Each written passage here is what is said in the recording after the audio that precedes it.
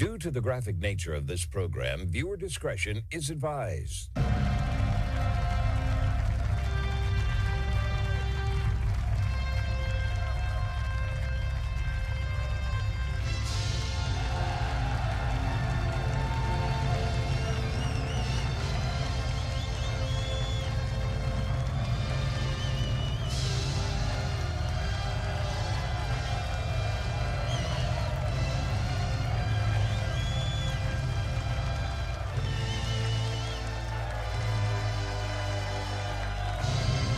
Hello, everyone. It is the Friday, March 27th, 2026 episode of the Marco DeRay Show. Thank you for tuning in here. Today's groundbreaking news right here in America and across the board, where the facts are facts and hard truths thrive. Let's begin the best of radio, informative, uncensored, unapologetic, and ready to go. I've got good news for you and I got bad news for you on the economy, folks, and unfortunately they're both the same. But before we get down to brass tacks with our economic report to close out our week, I want to start off talking about what's taking place inside the Beltway today. And to no surprise of anyone, the House Republicans are now posed to reject the Senate-passed DHS funding bill. Isn't that wonderful? It's out of the California Post. It says here that the House Republicans are now prepared to reject a Senate-passed funding bill to reopen most of the Department of Homeland Security. Representative Chip Roy said it's not going to pass as it is. Isn't that great?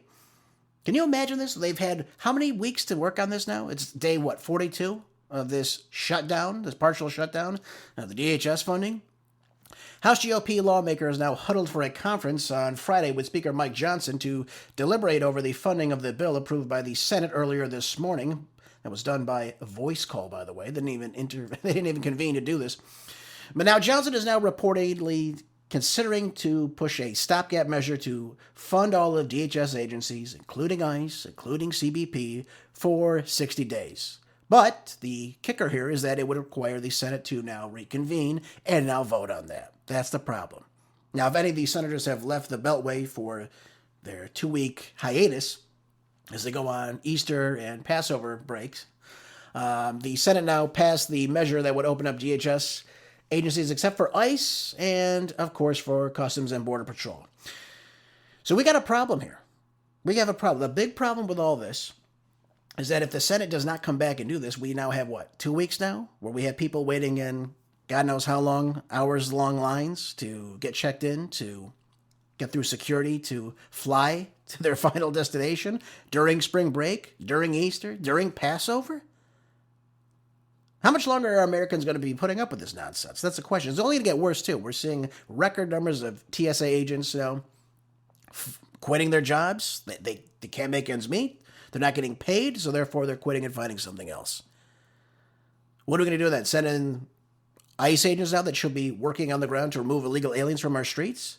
We're going to bring in the National Guard to check people in at airports? Is that what we're going to start doing, ladies and gentlemen? It's unbelievable. Why wouldn't the Senate, why would John Thune let everybody leave until he understood that, yes, the House was going to be passing this? And let me ask you another question, too. Why would the House and the Senate not work together on a bill where they can come together that both sides would be passing? That we would ensure that they would be passed, therefore it could reach the president, and it would be signed into law. Why would we not wait for this to happen? Remember, they work for us. That means if something needs to get passed, they stay here and they get it passed. There's no need for them to leave today to go on holiday break. It's unbelievable. This is all falling on part of the Republican leadership in both the House and the Senate. The left shoe doesn't know what the right shoe is doing, and vice versa. When you have record-long lines, when you have record-long wait periods to get through security, people are upset about these things. They want to travel quickly. They want to get through this process as quickly as possible. And yet, we're not doing anything about it. They've had 42 days to work on this. How is it that we cannot come together to figure out a bill to work on? And again, the Senate Democrats have a part to play in this as well. They've held up the funding for the 42-day period I just mentioned to you to protest the ICE and CBP-involved fatal shootings of Renee Good and Alex Preddy in Minnesota earlier this year. This is what they're coming out with about this. So you've got to what? Stay in hours of long lines to try to get to your destination now? If you can even make the plane? We're getting reports people are waiting in line for 5-6 hours. They don't even get to their destination. They can't even get to the plane on time. They might as well go drive. So what do they have? People now wasting money on tickets? Hoping to maybe find another way to get to their destination? I mean, this is absurd that people have to deal with this nonsense. It shouldn't be happening. It shouldn't be happening at all. And again, the protests from the Democrats on this, they were given concessions by the Republicans. They turned it down again. The Republicans now try to, punt the ball down to something else now and say, okay, we'll just fund this one part of the government. We won't talk about these other issues. And by the way, you have ICE and you have CPB that are already funded because of the big, beautiful bill that passed last July. So their funding is fine. It's the other parts of DHS now that are struggling. Think about TSA, FEMA, organizations like that, the National Guard. All these things are affected by these things. And we should have these things in place. Ladies and gentlemen, they are supposed to work for us. They work to accommodate you and I. What happens if there's a national disaster? We don't have FEMA that can be on the ground to help people in need? The government has got to start getting their act together, and very, very soon, because people are not going to be abiding by this for much longer. I can just tell you that right now. And a lot of people are upset about the Democrats and their stance on this, but also the Republicans as well. They should have already convened, both Mike Johnson and Leader Thune should have gotten together and said, what can we agree on both sides of the House and the Senate as Republicans that is necessary that we can get this passed. And that's what should have been done. Yeah, that's not taking place right now, unfortunately. All right, let's move on. Let's talk about the economy now, folks. Let's go on to the conflict now inside the Middle East that is reviving inflation. Now, isn't that great? Yep, hobbling on the global economy now, when it was just showing signs of strengthening at the start of this year. This is out of Bloomberg. It says here that the updated outlook on Thursday from the Paris-based Organization of Economic Cooperation and Development sharply increased its inflation forecast for the major economies and now sees the average rate for the Group of 20 this year jumping to 4%, with an even higher pace set inside the United States, which is now sitting at 4.2% right now. Imagine that. It was predicted to have a 2.8% prediction just in December. So now we have these downward adjustments to growth. Were less dramatic in the short term, but largely because of the drag from the Iran war was offset by better than expected momentum at the start of this year. So what's taking place right now? Well, you're seeing significant downside risks now, and it's now projected to further disturb exports coming out of the Middle East, which would fuel inflation, reduce growth, and potentially trigger repricing on the financial markets. We'll get into the market numbers in just a minute. But this disruption from the Iran war, ladies and gentlemen, just arrived as the global economy was picking up the tailwind from investment in AI, among other things, an easing of the U.S. tariff rates, right? That was taking place. The SCOTUS shut that down. And there was supportive monetary and fiscal policies in place that were hoping to boost some of these economies. Not anymore. Again, without any type of conflict, they were still forecasting the inflation to rise, but not at the level we're seeing right now. So the forecast by 2026 was supposed to be 0.3%. Not very much. But again, now we're seeing 2027, they expected it to go up by 0.1 point to 3%. So it was in a reasonable range, a range that we can control. But now we're starting to get out of control with this war. It's starting to drag on. It's starting to upend the supply chain and bottlenecking now that we're seeing, especially coming out of the Persian Gulf.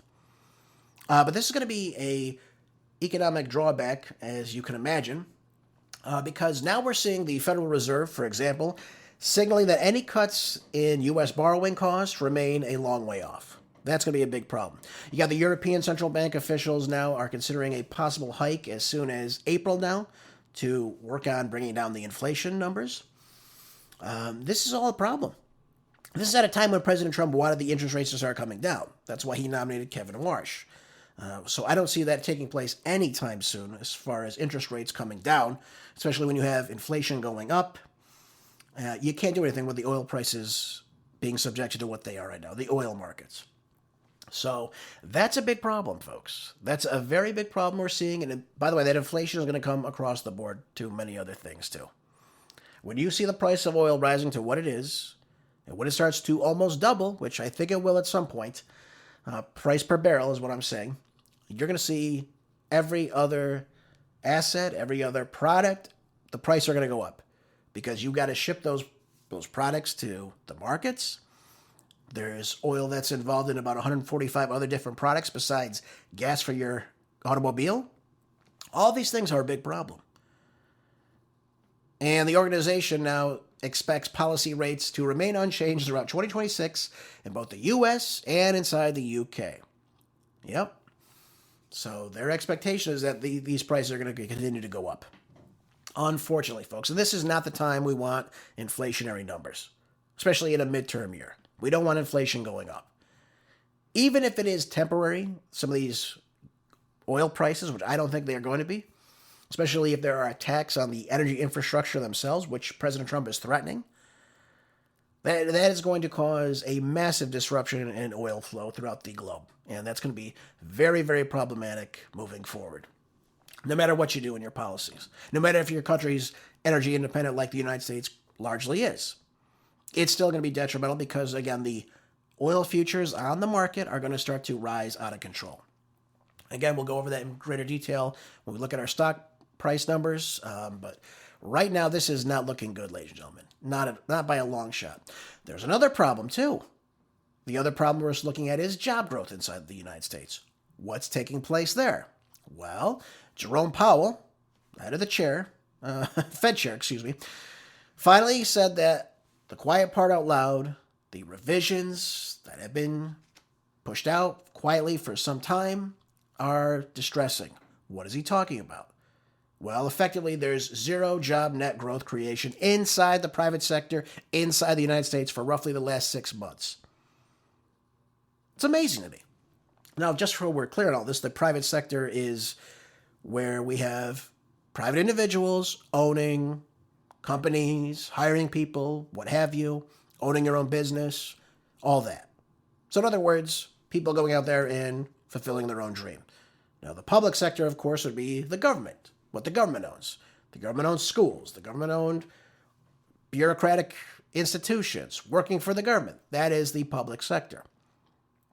So we're seeing very limited growth, almost net zero job creation in that private sector, which we want to be booming right now. Now, he added that the economy appears to be in a zero employment growth equilibrium. That's not a sign of anything that is positive. I mean, this is not great. Those comments came directly from the Fed chair, not from some critic on the sidelines, and they can confirm the broader point that has been made from the headline payroll numbers that are often political theater right now inside the United States. What is he talking about specifically here, though? What were these job revisions? This is what we have to talk about here. So, this is precisely the problem with how the government, particularly the Bureau of Labor Statistics, sells this economic data to the American people, which you hear on the mainstream media, and you make your judgments based off that. The first number you always hear is generally going to be used for propaganda. And by the way, this isn't unique just to President Trump. Joe Biden's were the same. All these things are the same for every president. Once we get the revised number, though, from that first initial number that is touted to us, generally that's where the reality of what's taking place begins to set in place. So let's look at the official report for the month of February, showing that payrolls falling by 92,000. Well, December was revised down from a gain of 48,000 jobs to a loss of 17,000. So we see that there was essentially zero job growth. In fact, there was negative job growth for that month. We can look at February. That number was trimmed to 126,000. It was initially much higher than that. So the Bureau of Labor Statistics also said that the December, the January the months were combined were 69,000 lower than previously reported. That's the numbers that are coming out right now. And you can look at things like the earlier benchmark revisions that had already reduced the 2025 payroll growth materially. You have Jerome Powell now saying that he was not intervening in inventing a new concern. He was simply acknowledging that the labor market had been far weaker than what the government wanted to admit. And we see it in these revisions constantly. We see it all the time here. We can also look at things like ADP, for example, telling us a similar story. You have private employers now adding only 22,000 jobs in January, 63,000 jobs in the month of February. Hardly the sort of numbers you would expect if the economy were booming. And if you've been listening to my show for any length of time, I've been telling you the economy is not booming right now. It's not moving in the direction that we want it to be in. Even Jerome Powell had to admit that a good part of the labor slowdown reflects the weaker job force growth due to lower immigration numbers and participation in the job market itself. So in other words, the economy, ladies and gentlemen, is completely stagnant.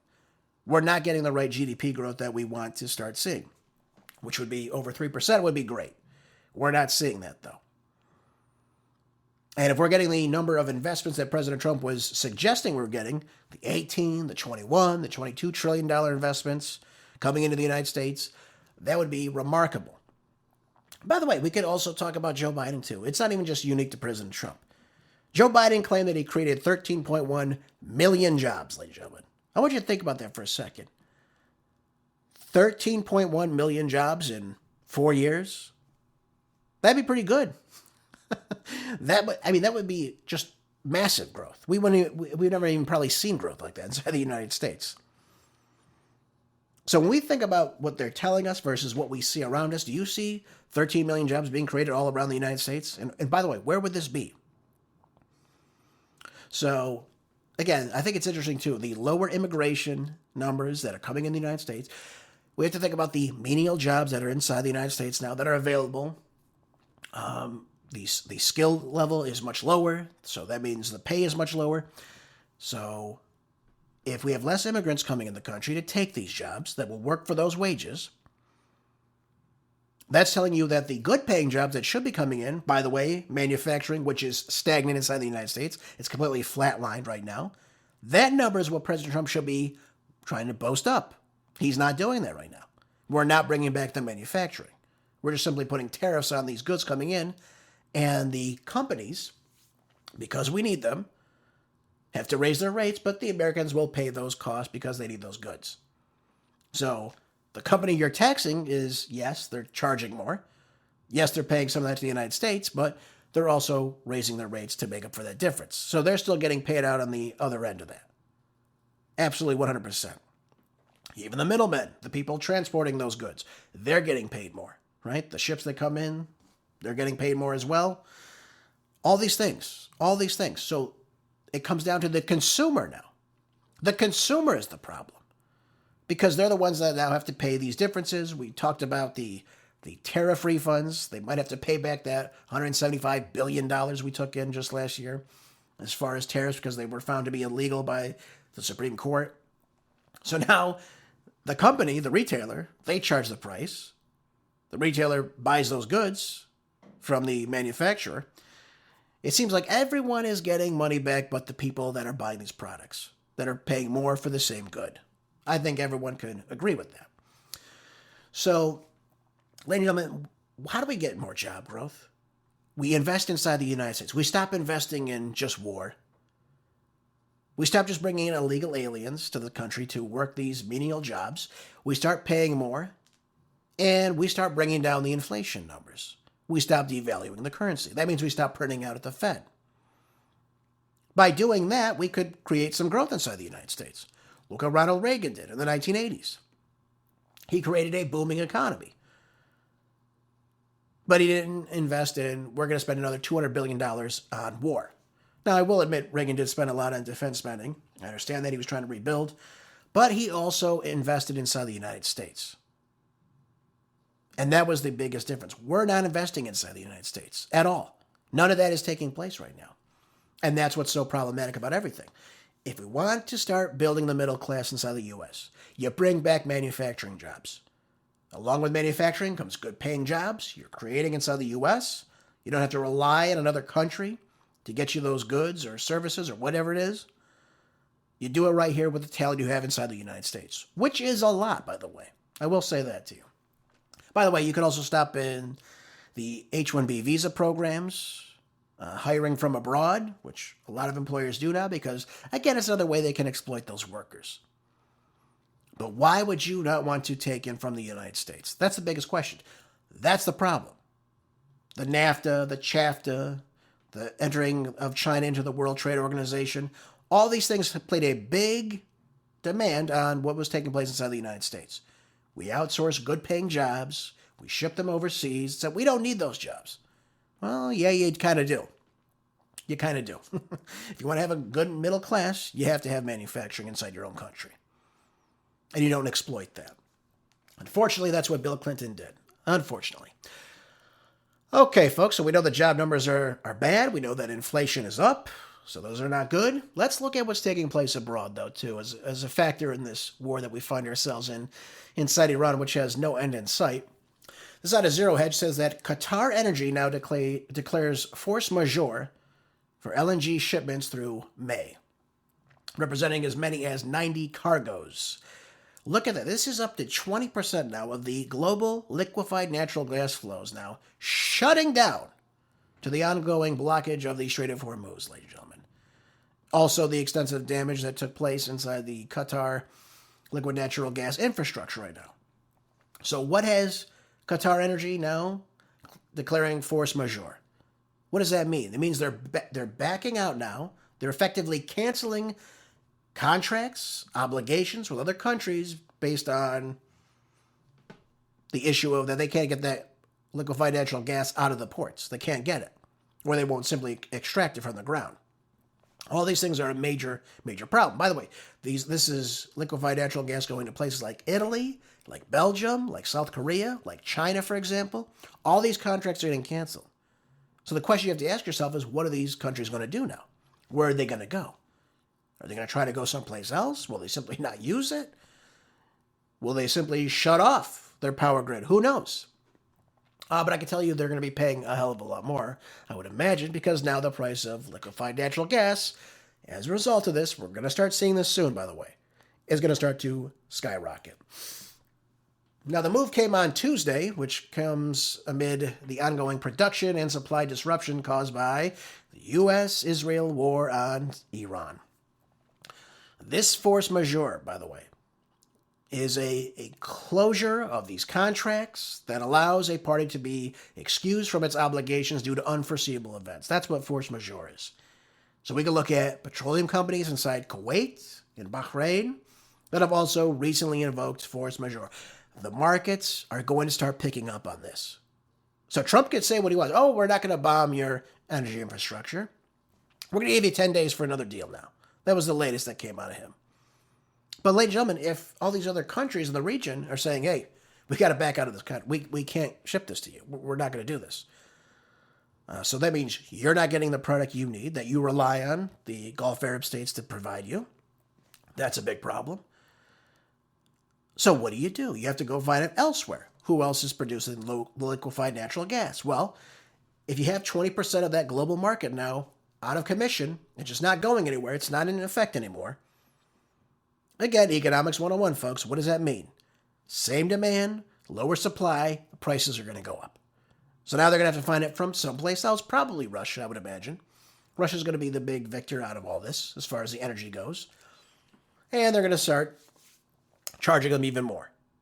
What does that mean for these economies inside Europe or other parts of the world? Well, it's not going to be good, but they're paying more now. Their prices go up. Prices are going up. So it says here last week, QatarEnergy CEO Saeed Al-Kabah said that the Iranian attack on Qatar's Ras Laffan gas facility wiped out 17% of the country's liquefied natural gas export capacity now, causing an estimated $20 billion in loss of annual revenue and threatening the supplies to Europe and to Asia, respectively. Get a load of this. This Ras Laffan company was struck by Iran. Guess how long the repairs are expected to take place? 3 to 5 years. I told you. I said, when something like these refineries get damaged or they get destroyed, it's not overnight they just turn them right back on. Even if they were just to shut them down, it takes weeks on end to start the process running back up to where it should be. Now you're talking about destruction. You're talking about things that have been destroyed. Things that have to be rebuilt. These things take time, and they're estimating now 3 to 5 years to get this back up and running. Unbelievable. Unbelievable. And by the way, now these countries have to go try to find this someplace else. Now they've got to try to bid to get the same amount of oil and liquefied natural gas or petroleum into their countries, and now they're going to be paying a lot more. What does that do inside their countries? It rises the price. Utility prices, gas prices, oil prices, all that rises. It says here that the repairs will sideline some 12.8 million tons of liquefied natural gas production per year for 3 to 5 years. I mean, it's just, none of this had to happen.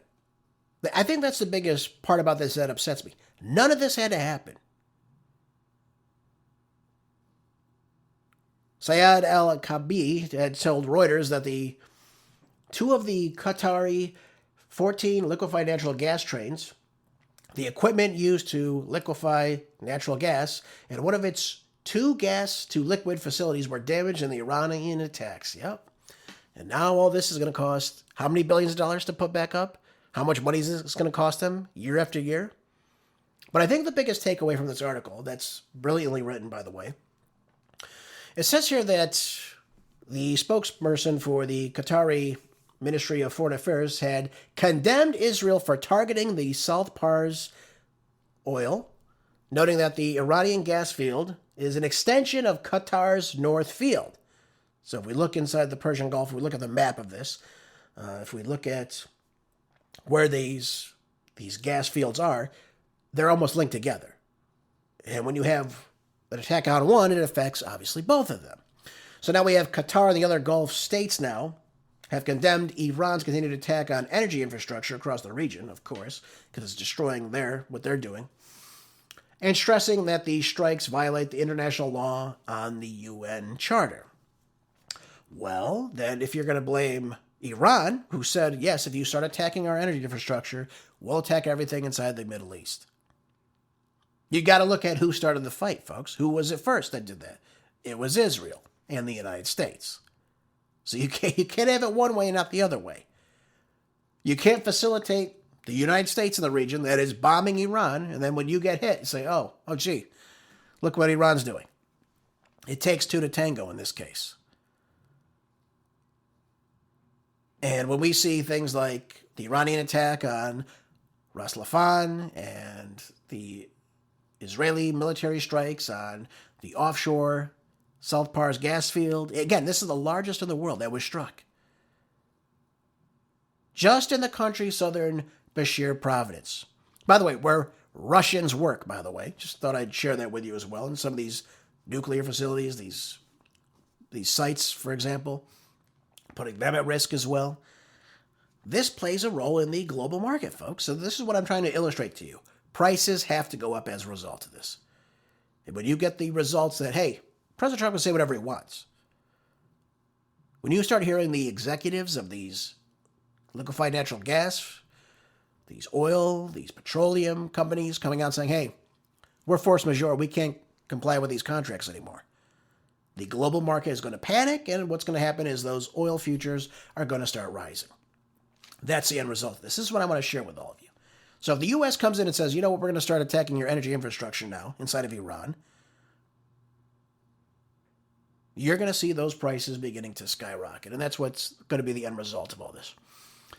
All right, folks, just really quickly, I want to share with this out of the Wall Street Journal right now. It says that mortgage rates are now rising for the 4th straight week. Inside the U.S., rates hit 6.38% on Thursday, about a month after falling below 6% for the first time in years. Yep. And again, this has to do with the bond market that we'll talk about momentarily. It says here that the average rate for the 30-year fixed mortgage was 6.38% this week, up from 6.22% last week, is what Freddie Mac said on Thursday. A sharp reversal that threatens to chill the start of the important spring home buying season. Well, guess what? If you can't afford a home, if you can't afford that rate, guess who's not buying the home? Young people. Young people want to buy homes, don't we? I think I do. And if you get into a market where now the rates are now starting to exceed what you can afford, guess who's not going to be in the market? Young people. And guess who's livid about what's taking place right now in the economy right now in America? The millennials, the Gen Zers. They want to start buying homes. They want to start getting into their new career paths, and it's not working out for them. You know, we talk about affordability on the show a lot. Some people scoff at it. Oh, affordability. What's affordable? Affordable is just what you can afford. Well, I understand that. I agree with that. I'm not saying people should be handed a home or a good paying job. You got to earn it. But when you have a lack of opportunity across the entire market, people getting out of school, they have lots of money in student loan debt. A lot of times, 6 figures now. And there's nothing waiting for them when they get out of these fields and they try to make, this job career happen. They want to have a family. They want to buy a home of their own. And that opportunity is not there. When the opportunity is not there, that's what is telling. That's what I'm trying to share with you.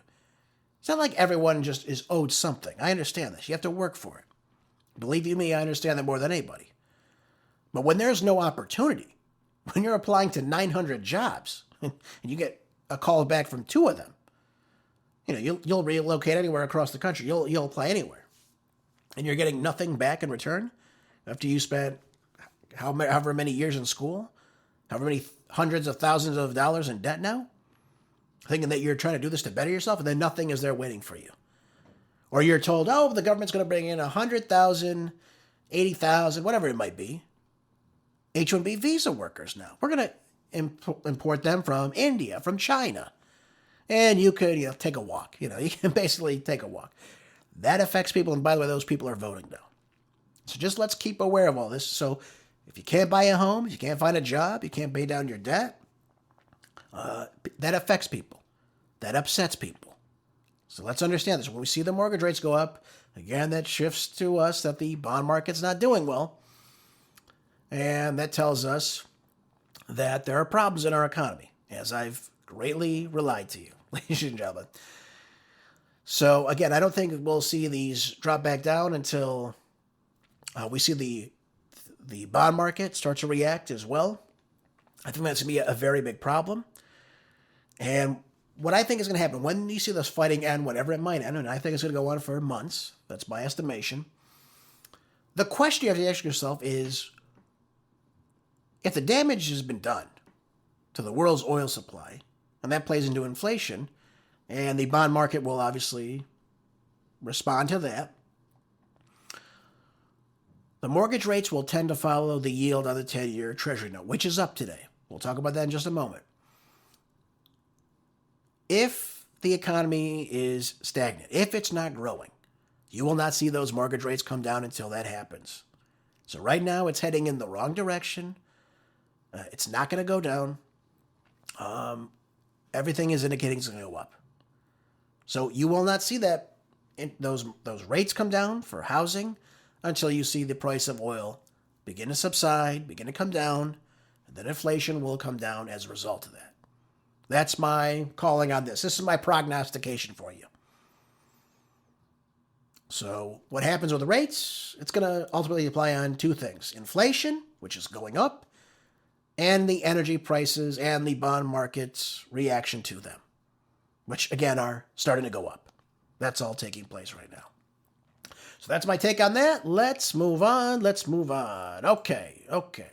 Let's jump into our stock market report, folks. We're about halfway through the show. Let's jump right into it. Let's not waste any bit of time.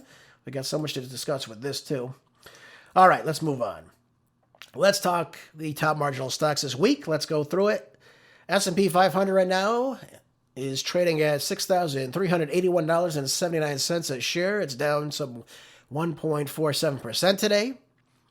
The NASDAQ trading at $20,983.08 a share, down almost 2% today.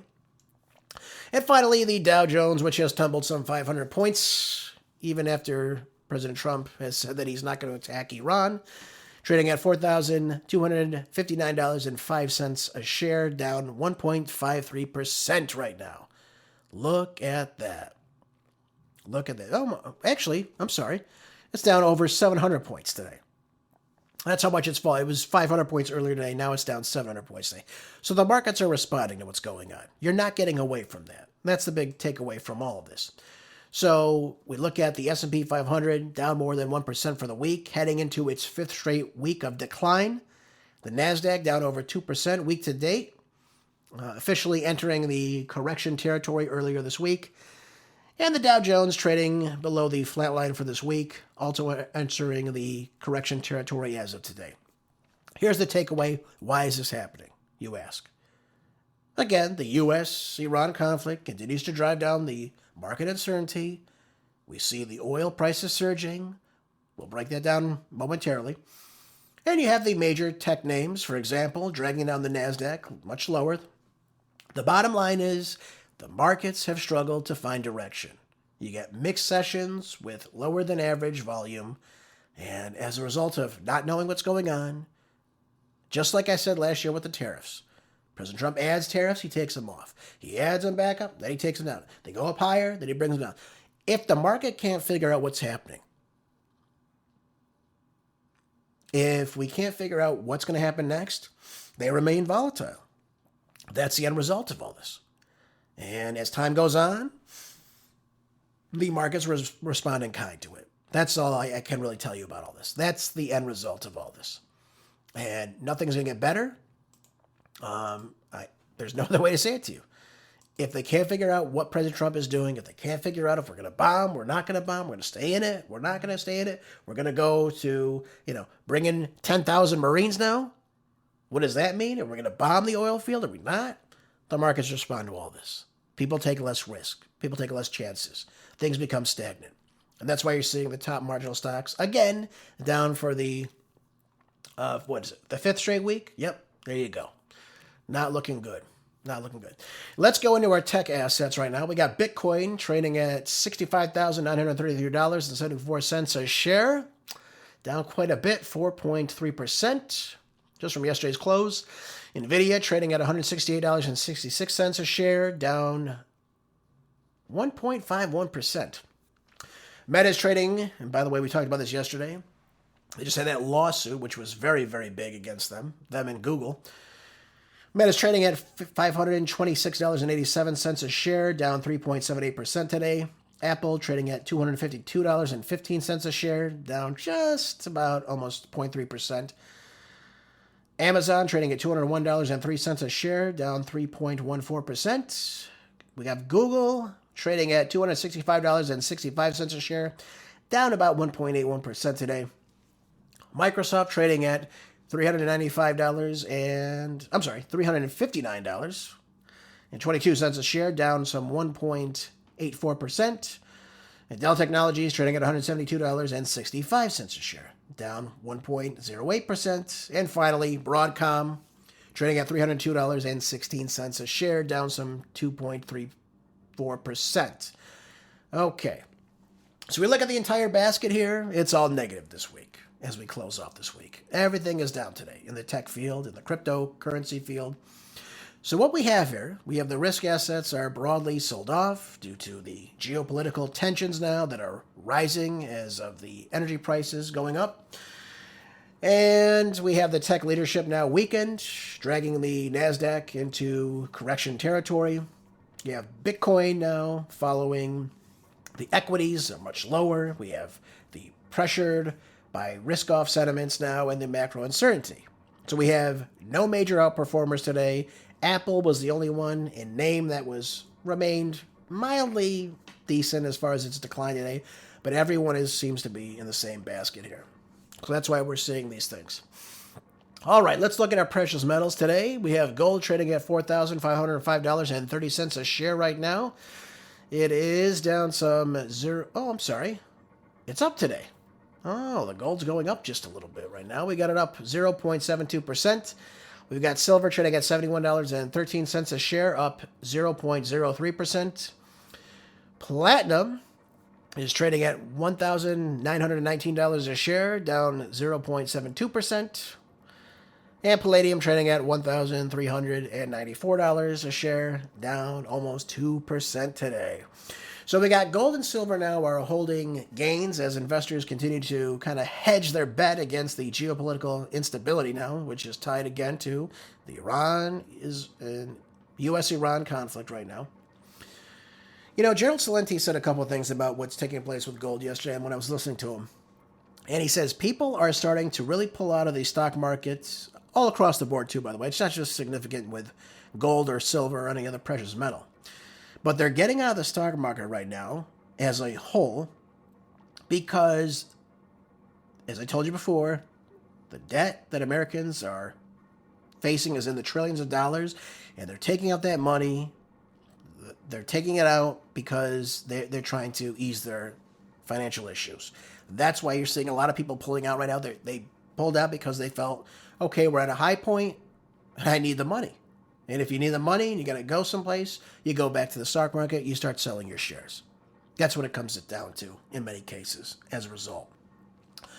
You have retail inflows right now, especially into metals, which have surged in some cases, which contributes to the major driver of the recent price action that we're seeing.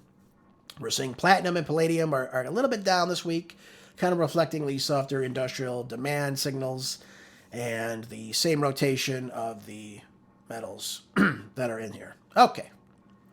So metals, we got a little bit of a plus, a little bit of a minus. Again, I always tell you, I'm bullish on gold. I think gold's going to start to go up as you see the dollar start to go down, as we see the interest rates beginning to go up. That's where you're going to start seeing, ladies and gentlemen, because the oil and the other prices are going to start to go up. And as the economy worsens, as we hit dragflation, we're going to see the price of gold, silver, the palladium, the platinum start to go up. That's going to be the end result of that. Okay, let's go into our oil, as I know you all want us to go into. Obviously, that's very, very important today. Let's look at it. Let's see where we are. And yep, I knew it. Brent crude is going to go up today, as anyone could imagine. Let's take a look right at it right now. Brent crude is trading at $112.47 per barrel, up 4.13% today. We have WTI crude trading at $99.49 today, almost hitting that $100 mark, up 5.3% today. Again, I'm not shocked because the markets are figuring themselves out with all this. Murbayne crude out of the Persian Gulf, the UAE, trading at $118 flat right now, up 5.54% today. And Urals crude coming out of Russia is trading at $96.31 per barrel. It's down a little bit today at 2.71%. But again, just a couple of weeks ago, right before this war took place, they were trading at $58 a barrel out of Russia. Now look where they are. So the overall, ladies and gentlemen, for really this afternoon is pretty much in the green, as we see the rise as supply is threatened now. We got adding to Brent crude, WTI, Murbayne crude futures, again, is heightened by the supply risk premiums coming from the Iran conflict. Again, it's nothing out of the ordinary. The markets will always respond to a war or a major conflict or a natural disaster. Again, these disruptions around the Strait of Hormuz are causing this uptick in the prices. So we got Brent's premium over WTI has significantly widened as the seaborne barrels now face higher insurance and transportation risk, while the U.S. domestic supply keeps WTI comparatively insulated. That's the take from that. We have Urals crude now a little bit weaker today, continuing to trade at a discount due to sanctions-driven markets and the segmentation and limited buyer pools as well, coming from Russia. But again, I think Russia's going to be the winner in all this. As I told you yesterday, they're making a killing off a lot of this oil that's coming out of the region from Russia. So that's something that's going to be taking place, folks. Yep. So we see U.S. stocks lower. Brent crude is starting to climb, folks. There you go. That's your economic report for this week. I told you before, folks, we can look at things like, for example, out of Dubai, the luxury sector is going down in flames. You see malls empty. You see inside the United States, you see things like Bloomingdale's. Their sales are fallen 45%. We're entering a time of uncertainty coming up. And I always tell you, make sure you get prepared for these things. Make sure you're prepared with food, with water, with medicine, with supplements you need. Anything that you need to be self-sufficient. Fuel, for example. If you can buy fuel now and store it up, that's something beneficial. We don't know if we're going to have gas lines like we saw in the 1970s soon. We just don't know. But we are seeing this uptick of prices because we're offsetting the oil prices. And again, we're seeing that Brent crude really starting to go up. And if we should attack those oil fields tomorrow, which could happen, you're going to see those prices go up. It's just the end result of all this. There's no other way to tell it to you. Okay, let's move on. Let's talk about Trump now saying that the Iranian power plants won't be targeted now for 10 days as peace talks persist. Now, again, last anything I looked at, the Iranians have denied that they're even talking to President Trump. But the president has issued another delay for his strikes against the Iranian power plants, citing progress in peace talks. Again, who's he talking to? Nobody knows. Anyone from the IRGC, anyone from the government of Iran has stated that we're not in talks. So again, I don't know who we're talking to. I don't know what power they wield, but this is what President Trump is trying to tell us. So I guess we'll have to take him at his word right now. I don't buy it. I don't believe it's true. But this is where we find ourselves with this war. But make no mistake, we are going to be attacking this. Well, we have to attack these energy fields. That's the only next step to try to goad the Iranians into coming into this ultimatum that President Trump wants to initiate on them. In other words, his control. Now, that didn't stop the president from saying this just yesterday. Take a listen. I think we're going to end it. I can't tell you for sure. I don't like to say this. We've won this. This war has been won. The only one that likes to keep it going is the fake news. I mean, the New York Times, you read the New York Times, it's like we're not winning a war where they have no Navy and they have no Air Force and they have no nothing. And we literally have planes flying over Tehran and other parts of their country. They can't do a thing about it.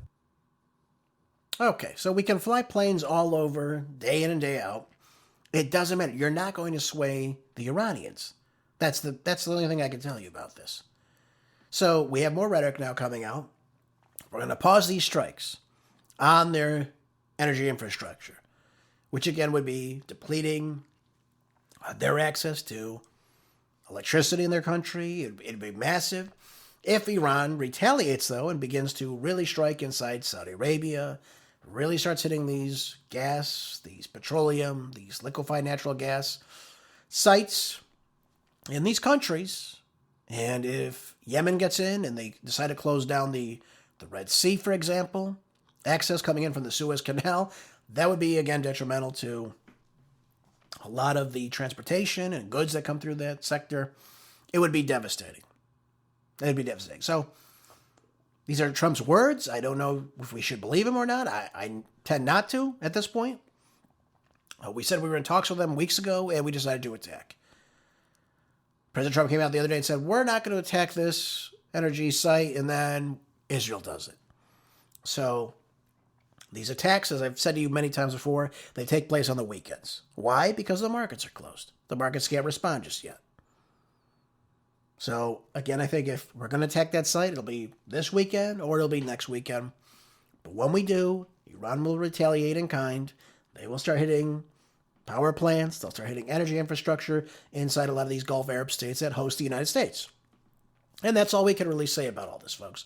There's really nothing else more we can estimate with this or foreshadow. Again, this is all Trump's words. But you wouldn't be sending 10,000 Marines to the region if you were going to call this off soon. If you were in peace talks, as what's being said right now. That's just the end result of this.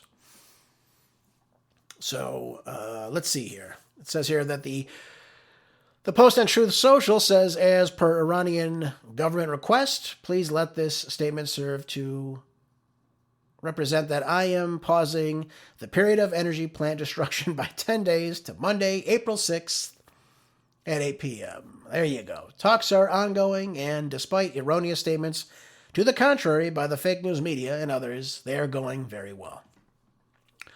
So if the Iranians come out and say, yes, talks are going on, but again, why would they believe President Trump? This is twice now. Last June, and obviously at the end of February, we were in talks again. Talks were supposed to be going well, and what happened? We bombed them. Both times. We let Israel bomb them. Nothing is slowing down with this. Everything shows us the opposite. We're looking to bomb more civilian sites. We're looking to bomb the energy infrastructure inside Iran, which again would be detrimental to the way their economy works. It would also be a war crime as well should they strike an oil facility like we saw before. They hit that oil field inside Tehran, and it was raining. It was like, what, black rain is what they called it? That's where we are right now. That's where we are. So we could hit 8,000, 9,000 targets. It doesn't matter. The Iranians are in this for the long run. They're in this for their survival. That's where we are right now in this conflict. And this is what everything comes down to. Will they capitulate? I don't think they will. Will they listen to the 15-point peace plan? I don't think so. I think they will make their own terms, and they will present it to the United States some way, either through proxy, if they work with Oman again, and say this is what we will do to open up the Strait of Hormuz again. And we will now control this region. Just like the Egyptians control the Suez Canal, we control the Strait of Hormuz. We control what comes through this region. And by the way, anyone that travels through this region, guess what?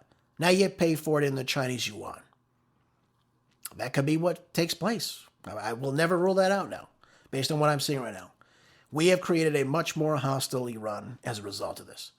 And like I told you before, none of this needed to happen at all. Not at all.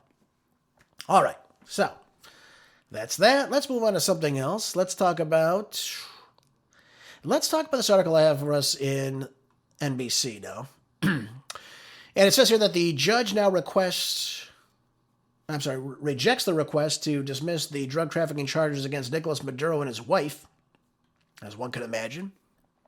The ousted Venezuelan leader, now Nicolás Maduro, and his wife, Celia Flores, now returned Thursday to a federal courtroom in New York City, where a judge rebuffed an attempt by one of their lawyers to get the drug trafficking charges against them dismissed.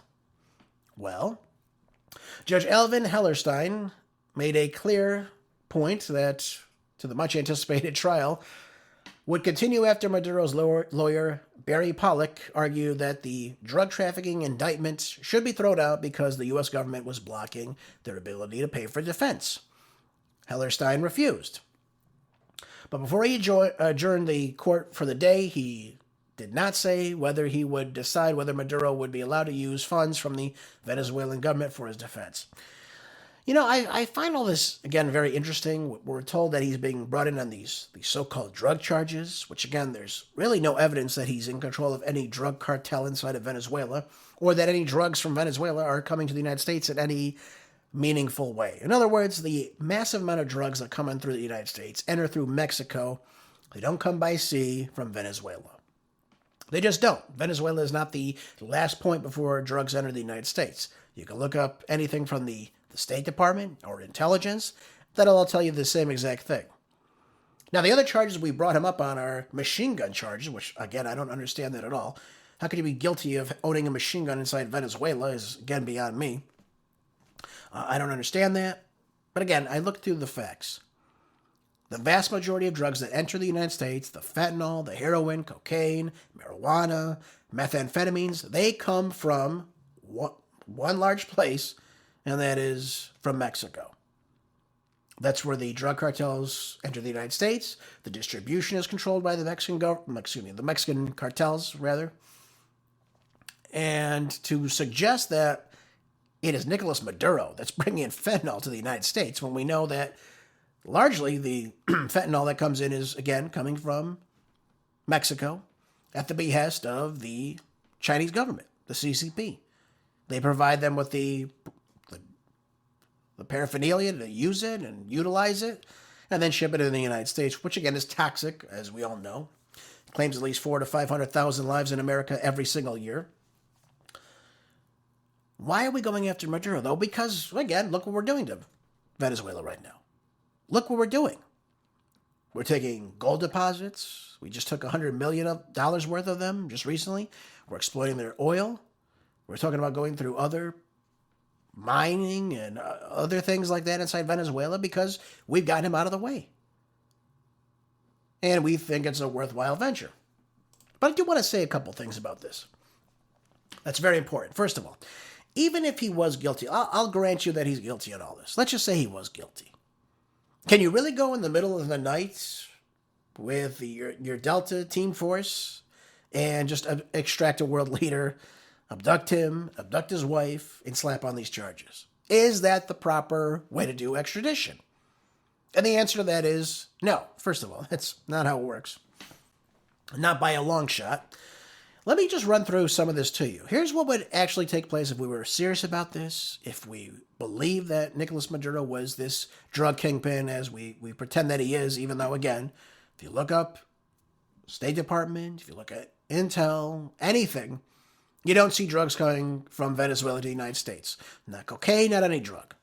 In fact, most of the cocaine goes to West Africa that goes through Venezuela. It doesn't go through and come into the United States.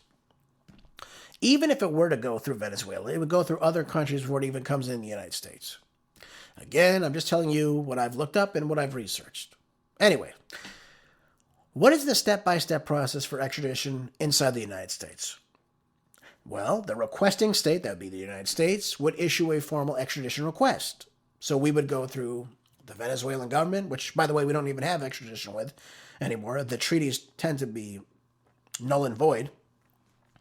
But we would include an arrest warrant or indictment. We would state facts. We would have a legal basis and the evidence supporting probable cause that this person inside the government or inside the country is guilty of whatever such crime. In this case, it would be drug trafficking and, for some reason, machine gun charges. Okay. What's the next step? There would be a provisional arrest. Now, that government itself would arrest that person. The requesting state may ask for a provisional arrest through diplomatic channels or an Interpol like that. That would be the next step.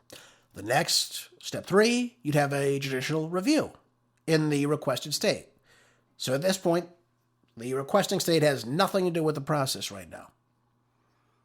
So whether the treaty applies, whether dual criminality is satisfied, that's what needs to take place. It has to be illegal in both states. Whether the offense is political or not, whether the human rights protections are met, or whether immunity applies, courts there do not decide the guilt. Only whether extradition is legally permissible. So their whole country has to go through a whole procedure with all this, with this individual or individuals. Again, it's still in the country of which we're trying to extradite that person from. Step 4 would be the executive decision now. So the courts inside that country, the executive branch, that would be, for example, an attorney general like in the United States, or the minister of justice or their equivalents, they must authorize that person's surrender. So this is where the political considerations often stop the extradition of world leaders. Would the government of Venezuela give up their sitting president? Something tells me they wouldn't do that, but again, we've seen that happen before with people once they leave office. We saw that with inside of, what was it? Was it Guatemala, I believe? It was Juan Orlando Hernandez. Again, he was bringing in, 400 tons of cocaine in the U.S. After he left office, we went through these proper procedures, and they surrendered him to the United States. That's what took place. So step 5, if all this were to take place, they look at the evidence, they look at what took place, they look at our petitions, the surrender and transfer takes place then. For him to come to that person, I should say, comes to the U.S. and face trial inside the U.S. So they look at all the evidence, they look at all the information, they deem if this person is actually being held, if they've broken the laws, and again, both countries, if it's dual criminality, and if it is approved by that said government, that government's usually the defense ministry, the individual is then handed over to the requesting state's authorities. That means the United States, usually at an airport or what have you. But that's how those things work. None of this took place. We didn't serve them anything. We just simply extracted this world leader in the dead of night, killing 100 people, bringing the United States against charges that, again, are really seem to be baseless at this point. Again, the bottom line, to extradite a world leader, you got to have a valid treaty. You have to have a qualifying crime under dual criminality. That person cannot have immunity. And again, you have to have a successful judicial review inside that country. And then, of course, you execute the approval in the requested state. None of that took place. None of that took place. So there you go. But you have this going on still. And again, you have the theater at work. And of course, you have Delcy Rodriguez now playing ball with the U.S. So we're not going to take her out because she's doing exactly what we want her to do. So there you go, folks. Oh, by the way, one thing before we end today's show. It's not a Wired. I think this was pretty interesting. It says here, using a VPN may subject you to NSA spying. Look what you get to look forward to if you don't want the government to track your every single move. 6 Democratic lawmakers are now pressing the nation's top intelligence official now to publicly disclose whether the American government, the Americans inside the U.S., who use a commercial VPN service now risk being treated as foreigners under the U.S. surveillance law, a classification that would then strip them of constitutional protections against warrantless government spying. Isn't that interesting? Now, this letter was sent to Director of National Intelligence Tulsi Gabbard, and the lawmakers say that because VPNs obscure a user's true location, and because intelligence agencies presume that communications of unknown origin are foreign, Americans may be inadvertently waiving their privacy protections they're entitled to under actual law. So now we've got several of these agencies now, including the FBI, the NSA, the Federal Trade Commission, have recommended that consumers use VPNs to protect their privacy. But following that advice may inadvertently cost Americans their very protection that they're seeking. In other words, that the government cannot spy on your every given click, right? The letter was signed by members of the Democratic Party's progressive flank. That would be Ron Wyden, Elizabeth Warhead, Edward Markey, Alex Padilla, and again, Representatives Pramila Jayapal and Sarah Jacobs. Their concerns on how intelligence agencies treat internet traffic now routed through commercial VPNs, which people pay for, which may be located around the world. So in other words, you have VPN. You may say, hey, I'm from Canada. Relocate me through Canada. Use my ISP address through Canada. Now, millions of Americans are using these services routinely, whether to access regional restricted content like overseas sports or broadcasts, to protect their privacy on public Wi-Fi networks or what have you. Because the VPN servers commingle with traffic from users in other countries, a single server even located in the United States may carry communications from foreigners, potentially marking it as a target for surveillance under the United States that allows the government to secretly compel service from U.S. service providers. So in other words, again, authorized under Section 702 of the Foreign Intelligence Surveillance Act, is set to expire next month, but nonetheless, whether it should be renewed or not, without significant reforms to protect Americans' security. That's the big case of this. So now you might even be subject inside the U.S. because, hey, you don't want to be trafficked. You don't want your information trafficked to the government so they can track you or someone else can track you. You still may be at risk now to be surveilled by your government. Isn't that something, folks? I thought that was pretty interesting. You want to try to keep your traffic safe. You don't want to be surveilled. So you do something you think is beneficial to you. And yet, in the other end of it, you still get the surveillance on you as well. It's unbelievable what happens in this country at times. Folks, thanks again for being here. I hope you enjoyed today's show. Hope you'll share with other people, as I always ask you to do. Thank you so much for those of you that are doing that. Folks, make sure you're staying prepped with anything you need. Enjoy your weekend. I'll see you back here on Monday for more groundbreaking news on the next Marco Dre Show. Until then, be good, stay busy, and God bless.